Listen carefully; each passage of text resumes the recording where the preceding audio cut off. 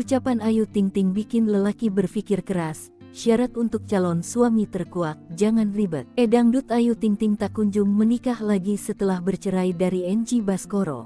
Bahkan, Ayu Ting Ting sudah 2 kali gagal menikah, yakni dengan Aditya Yusman dan Muhammad Fardana. Kini, ucapan putri ayah ojek itu untuk calon suaminya nanti jadi sorotan. Dalam video beredar, Ayu Ting Ting berpesan kepada calon suaminya kelak untuk tak ribet soal pakaian. Ayu Ting Ting meminta kepada calon suaminya agar tak melarang dirinya pakai baju seksi sebab hal itu merupakan tuntutan dari pekerjaannya sebagai entertainer. Melalui unggahan salah satu akun gosip pada Rabu, tanggal 21 Agustus tahun 2002, janda 1 anak ini menilai tak apa jika melarang, tetapi dengan syarat calon suaminya itu juga memiliki kepribadian yang baik. Mantan tunangan Muhammad Fardana tersebut berujar dirinya pasti bisa menjaga marwah sebagai seorang istri.